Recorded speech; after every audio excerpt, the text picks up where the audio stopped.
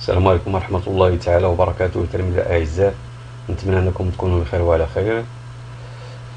Dans cette séance, on va voir la correction de l'exercice numéro 2 du devoir 1, semestre 1, physique chimie, première bac, partie physique. On va voir l'énoncé de l'exercice numéro 2. Voilà l'énoncé. Voilà l'énoncé de l'exercice numéro 2. Un disque homogène S de diamètre D égale 2 cm tourne à 1000 tours par minute autour de l'axe perpendiculaire au disque en son centre. La question 1. Quelle est la nature d'un point du disque? Je sais votre réponse. Deuxième question. Déterminer la valeur de la vitesse angulaire oméga dans le système international. Définir puis calculer la fréquence f de rotation du cylindre, déduire sa période t. Écrire la relation entre l'abscisse curviligne et l'abscisse angulaire. Calculer la valeur de l'abscisse curviligne de point M situé sur la circonférence du disque quand il effectue 5 tours complets. Cinquièmement, une masse M s'échappe du contour du disque pendant son mouvement. Calculer la vitesse linéaire de la masse M au moment de son échappement du cylindre. Représenter sur un schéma le vecteur vitesse V linéaire de la goutte en utilisant une échelle convenable. On passe à la correction. La première question, quelle est la nature du mouvement d'un point du disque? Alors le disque a un mouvement circulaire uniforme car la vitesse angulaire du disque est constante, égale 1000 tours par minute, d'après les données bien sûr. Deuxième question, la valeur de la vitesse angulaire en radians par seconde. Alors d'après les données, on a la vitesse de rotation du disque égale 1000 tours par minute. Voilà. Alors oméga, on remplace tours par 2p fois 1000 divisé par 60 secondes. Une minute égale 60 secondes. Alors oméga, ce sera égal 104,72 radians par seconde. Troisième question, définir puis calculer la période, ou bien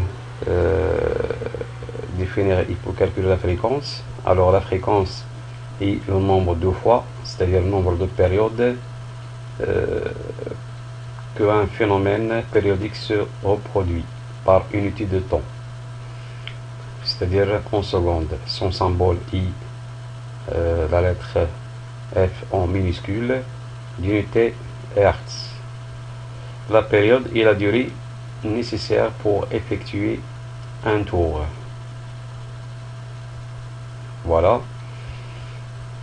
La valeur de t, alors oméga égale 2pi sur t, c'est-à-dire t égale 2pi sur oméga.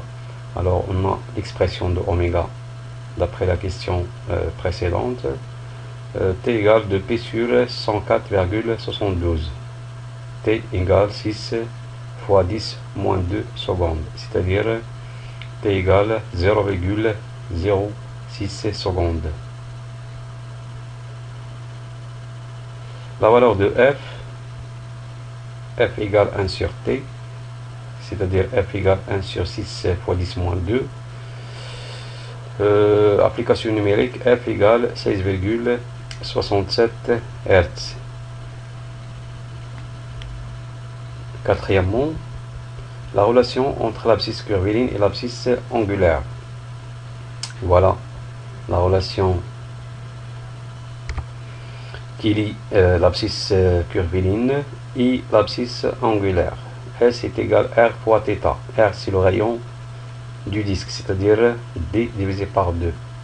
Le diamètre divisé par 2. Alors la valeur de S quand le cylindre tourne 5 tours, on a θ égale 2pi fois n, c'est-à-dire l'abscisse angulaire en fonction du nombre de tours.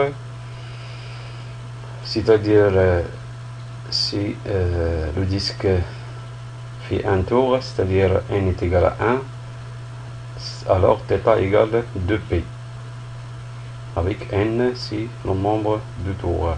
On remplace θ par son expression, S est égal à 2p r fois n, application numérique, S est égal à 2p fois le rayon, c'est-à-dire le diamètre divisé par 2, 12 fois 10 moins 2 divisé par 2, le rayon ça sera en mètres, fois 5. Alors S est égal à 1,88 mètres. Cinquième question. Dans l'expression, ou bien calcule la vitesse linéaire de la goutte. Voilà la relation qui lie la vitesse linéaire et la vitesse angulaire. V est égal à R fois oméga, c'est-à-dire V est égal à D divisé par 2 fois oméga. Application numérique, V égale 0,12 divisé par 2 fois la vitesse angulaire 104,72. Alors la vitesse linéaire égale 6,82 mètres par seconde. 5.2. La représentation de la vitesse linéaire, c'est-à-dire le vecteur vitesse.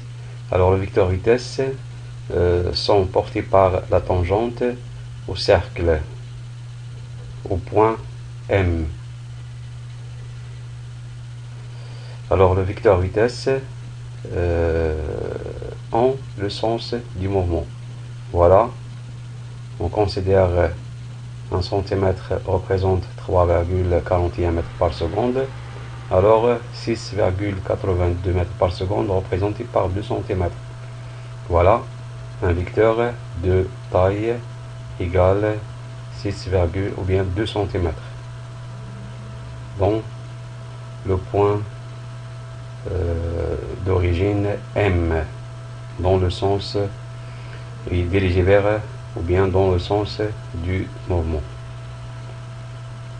Et voilà la fin de cette correction de l'exercice numéro 2.